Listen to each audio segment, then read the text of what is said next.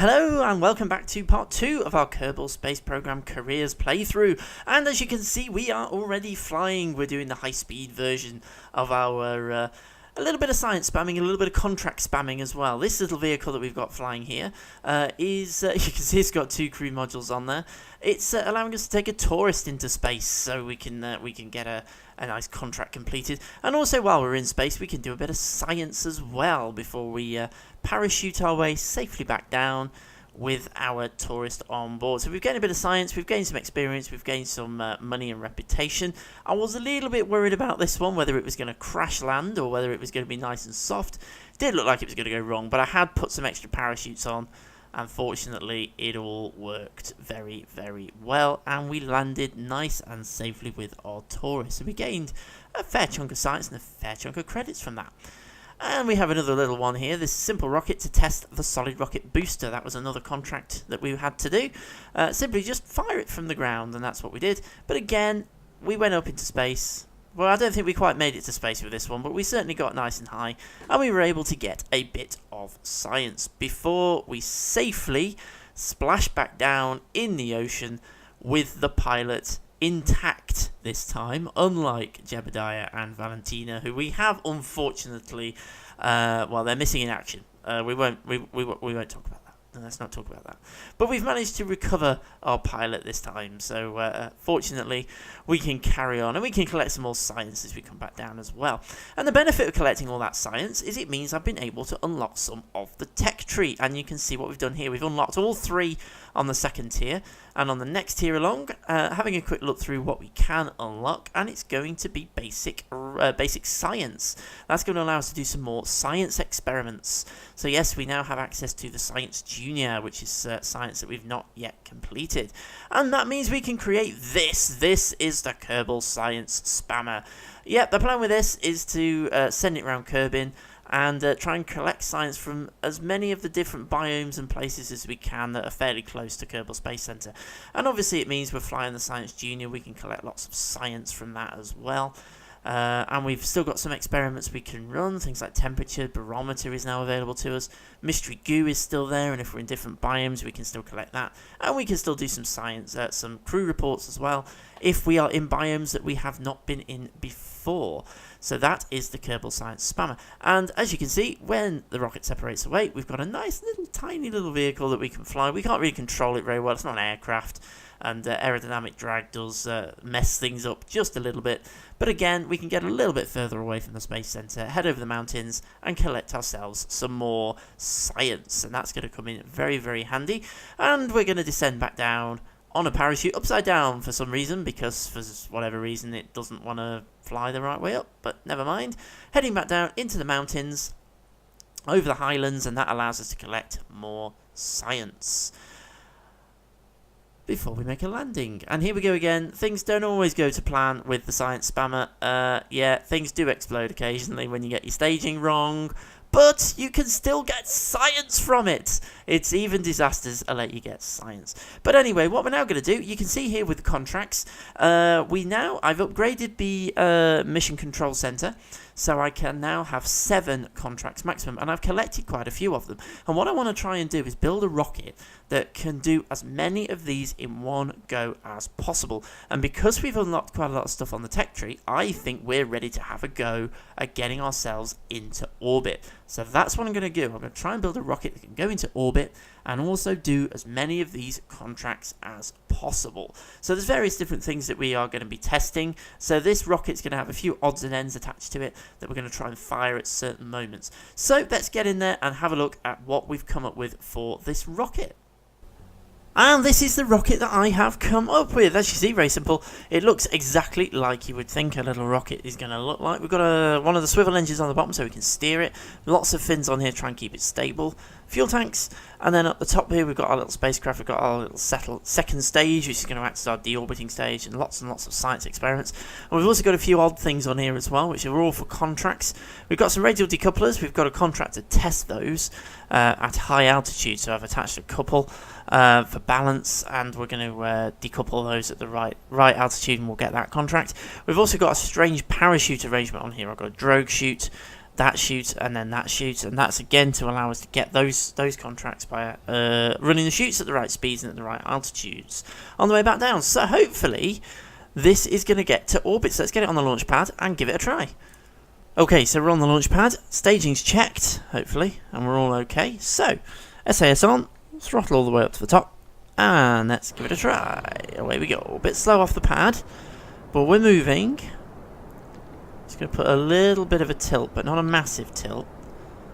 I always put a slight tilt on them once they leave the pad, just to get them pointing away from the launch pad, so nothing falls back down onto the Space Center as we head uphill away from the Space Center. We're going to keep ourselves pointing virtually upwards until we get to around about 5,000 meters, and then we'll start to tilt over to make a turn up to 90 degrees, or 45 degrees more accurately, on the 90 degree east heading. We also want to try and keep our speed reasonably controlled when we're in the lower atmosphere. I've actually just realised I've forgotten to put Kerbal engineering on this, so I don't have any information that I'm used to having about my altitude and stuff, so I'm going to have to do this the old-fashioned way of using the maps. I'm going to just throttle it back a little bit, just so that we're not speeding up too much in the lower atmosphere, and also while I just get myself sorted out over here. So I'm going to see what I'm doing. So I need to get to an apoapsis of around about 70,000 meters. That's where we need to get that to. Okay, we can now... We're well and truly behind on our little tilt that we need to be making, so let's start tilting our spacecraft over. It's not the most stable thing in the world. It wants to roll, and it's not really wanting to tilt too much. But we're kind of getting there. There we are. There we go. I left that a little bit late. We've got 20,000 on there. I'm going to throttle it up now, so we can start picking up a bit more speed. Just gonna keep it following the prograde vector, which is that little yellow icon there on the ball at the bottom. Engine's about to burn out. There we go. So we'll get rid of that and fire up our secondary stage. Obviously this is much smaller and has even less control than the other one did. 50,000. Just got to watch the fuel usage a little bit. I'm going to tilt it, and I'm going to throttle back probably to about there. I'm using third fuel. I'm still accelerating, and my apoapsis is still going up. We're getting into orbit, folks. We're getting into orbit. We're getting there. Very slowly, but we are getting there. I don't know if we've got... Oh, we should be okay for fuel, actually. We should be good for fuel. Should be nice and good for fuel. So what we need to do, keep our eye on our apoapsis. I'm just going to up the throttle just a little bit. When that gets to about 70,000, or just over 70,000 meters, we're going to cut the engine, and we're going to coast to apoapsis. Still following that prograde vector as best we can.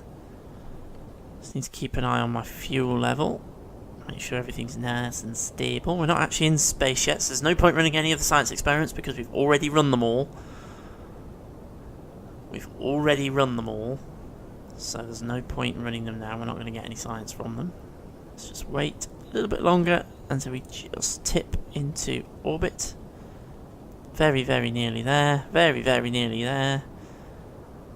Just going to take it a little bit past 70,000 because we will scrub a little bit of speed off and we'll lose a little bit of altitude as soon as I cut the engine. So I'm going to go for a little bit over 70,000 meters.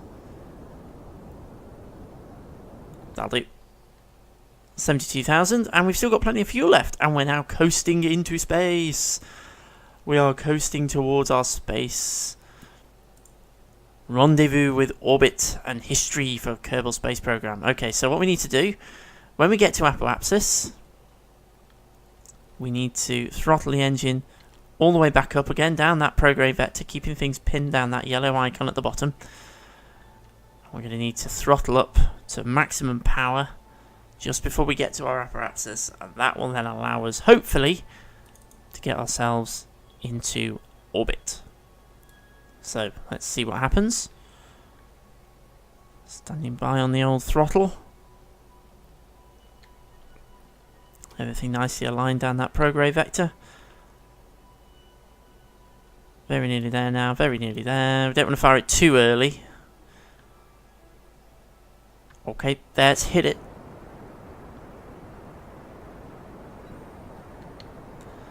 This is the kind of seat of your pants stuff now. This is where we could end up using up all of our fuel and not being able to deorbit, which would suck. I'd strand my only pilot in space if I did that. But I think we're alright, and we're looking good. I think we're going to be alright. I think we're going to achieve orbit. I think we're going to do it. There's our periapsis. Ta-da! We are in orbit! We have achieved orbit! We have got our first orbital flight. And Kenling Kerman, you are the first Kerbal into orbit. What's it feel like? Ah, he's loving it, isn't he? Right, okay, so let's observe some mystery goo. Oh, we're not getting much science out of that, and we're in space near Kerbin. Okay, so because we're still relatively low in altitude, it doesn't make any difference to the fact that we're in orbit. However, we can observe the materials bay on the Science Junior. That'll give us a good chunk of science, because we've not done that in space as yet. So let's take that science, and we can also do a crew report. Oh, that's a shame. I'd have thought it would have given us something different because we're in orbit. Oh, that is a bit of a shame. I thought we'd get a little bit more science from that, but apparently not. Well, we've got the barometer, so we should be able to get... No, we've already run that in space as well. What about the temperature sensor? Oh, we got something from that. That's cool. We haven't run that one in space yet. Okay, we'll keep all that then. Awesome. So we're in orbit. We've achieved our orbital goals. We've still got a few little things that we need to try and do for contracts, though. So let's just have a quick look at our contracts, our notification thing at the top. We've orbited Kerbin. We didn't tell the recovery team that you're staying in space, so they're still looking. And we've entered orbit, and we've got ourselves a nice chunk of credits for doing that. So contracts completed. We have... What have we still got left? We've orbited Kerbin, so we've completed that contract. We need to test the radial decoupler on a suborbital trajectory, but we need to be at that altitude, so we're going to need to raise our apoapsis to allow us to do that. Our apoapsis at the moment is almost there, to be fair. It's 116. In fact, I think it is there, isn't it? Yes, that's perfect. So what we need to do, we'll deorbit at apoapsis and then fire those radial decouplers, and that will give us that contract as well. Nice and simple. And then it's all to do with these parachutes, and that's where it's going to get a bit complicated. We need to fire parachutes at the right moments. I've got them correct in the staging sequence. I just need to make sure that we're at the right speed so that I can fire them at the right altitudes. I think we're going to end up with a nighttime landing here because we want to fire it at that apoapsis. So, we've done our orbital flight. We're only going to do one single orbit. We're doing Yuri Gagarin take 2 here. We're going to do one orbit. In fact, did Yuri Gagarin do one orbit? No, he did a few orbits, didn't he? He did a few orbits before he came back down. I'm sure he did more than one orbit. Did he do 3? I can't remember. I'm going to have to look that up. I'll flash it up on the screen, so how many orbits Yuri Gagarin did. But anyway, right, let's get ourselves back down again then. So, what we need to do, let's bring ourselves back onto the map view, and we need to deorbit. So, let's spin back round to apoapsis. Round we go, round we go, round we go. It's going to take a while. I assume the little green line is to do with communications. I'm guessing that's what that's all about. Okay, let's just come out of time acceleration. We're virtually at apoapsis. We need to be pointing prograde, which is backwards along our flight path, which is marked by a slightly different yellow icon. I'll explain all those in a different video for anybody who does want to know. And we need to bring ourselves down on suborbital trajectory. So we need to drop ourselves back down for a re-entry. I'm going to drop myself down probably to about there. Okay, so what I now want to do, with my altitude as it currently is activate the next... in my staging sequence, which is my 2 radial decouplers, and that should complete that contract. Yep, there we go. So we've tested our 2 radial decouplers in orbit over Kerbin, and we have completed that contract. So that's another contract out of the way. We're also on the way back down now, so we've deorbited. We're going to be landing just about there. Well, we'll actually end up landing sort of about there, so hopefully we will hit the ocean. We're going to be landing in the dark though, which isn't ideal, but never mind. So what we're going to do, let's just time accelerate again, back round, until we sort of get a little bit closer down to the ground. In fact, I'll come out of map view, we'll do this in real-time view. Altitude, okay, we've now dropped back into the atmosphere. We're no longer counted as being in space. So we now want to point ourselves prograde. So we're flying forward down our flight path, and we need to get rid of that. We don't want to be carrying that weight through the atmosphere. Now, unfortunately, this is where I've realised something. I forgot to put a heat shield on the Science Junior experiment. That is a bit of a stupid. I have done a stupid. I have forgotten to put a heat shield on the Science Junior experiment, and I'll tell you how that happened. It's because originally I was going to ditch it all and just bring the capsule back, and that's got a heat shield built into it. But I've remembered that I can't EVA any of my astronauts at the moment, so I can't retrieve the science from the experiments and keep it in the command module. So I have to get the science experiments back, and so I redesigned it. And I forgot to put a heat shield on it. So this could be fun. We may have to do a tumbling re-entry here to try and protect the science experiment. Okay, we're going to do this just for, you know, correctness with the hatch pointing upwards. Okay, so we're now starting to re-enter the atmosphere, or we will do very shortly. I'm just going to time accelerate a little bit just so that we can speed things up a bit. There we go. Now, temperature-wise, things are getting a bit warm. As you would expect, things are getting a bit on the warm side. I'm just gonna try doing that, and then I'm gonna flip it back round.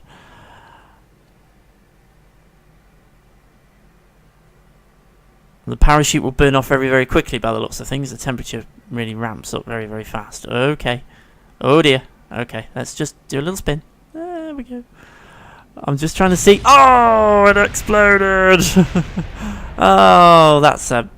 I forgot. Oh, things are going... Oh, things are exploding. What exploded there? I don't know what that was. I've still got my parachutes, though. I've lost all of my science, but I've still got my parachutes. Can I get this back pointing properly down the prograde vector? Oh, dear. I'm going to loot... There we go. That's the barometer gone. In many ways, it's a good job we didn't get much science from this, because we've got to have lost most of it. But hopefully we can still do the contracts, which is the kind of important thing. So we need to wait for... I'm going to have a quick look at the thing and see what... right, so we need to fire this one from 15,000 meters to 11,000 meters, and that's the speed we need. The heat shield on this is doing its job very, very nicely.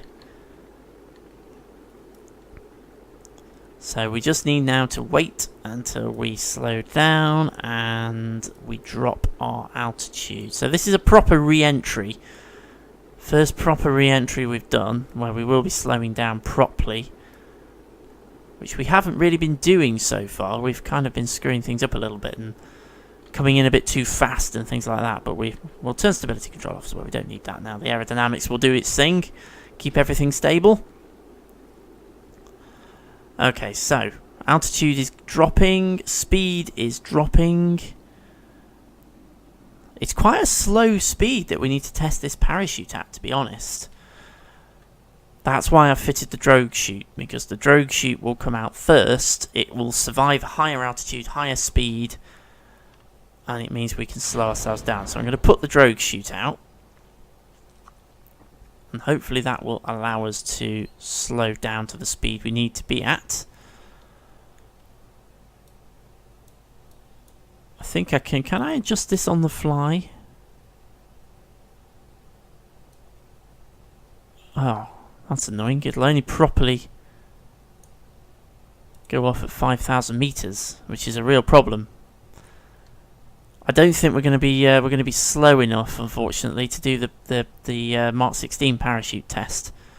It's a really low speed that it's asking us to go for. Yeah, we've lost the Mark 16 parachute test, but we can still do the other one if I now activate that parachute. I believe the other one... What's the altitude on the other one? 4,000 meters. So everything else will pop out at 5,000 meters. So hopefully we should be okay.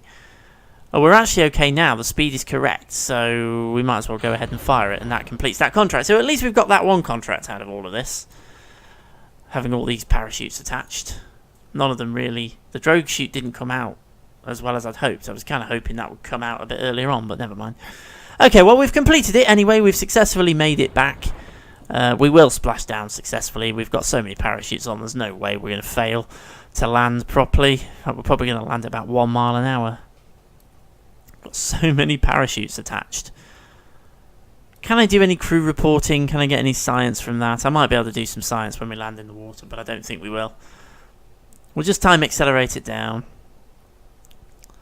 Well, it didn't quite go to plan. We achieved orbit, which is what we wanted to do. Yeah, we're going to be landing really, really slowly. We achieved orbit, which is what we wanted to do. We've not managed to get all of the contracts we wanted, and we lost a lot of the science because I forgot to put a heat shield on because I'm an Aegis. So hopefully next time round on our next flight, where we try and do something a little bit more sophisticated, I will remember to put a heat shield on. We can easily get that science again. It's not a problem. We're going to go into space many, many times. We can easily get that science again. But for this mission, we have completed a couple of contracts. We've done okay on that. We've managed to complete our radial mount parachute one. We didn't manage to do the Mark 16, but again, we're going to be going into space a lot. We'll have plenty of chances to get that one. So, I am going to say thank you very much for watching as always. As Kemling Kerman splashes back down, I shall see you again very, very soon for some more Kerbal Space Program career mode, and we'll carry on doing some more contracts and see if we can start doing a bit more sophisticated stuff in space. We want to go and land on the moon. That's what we want to do.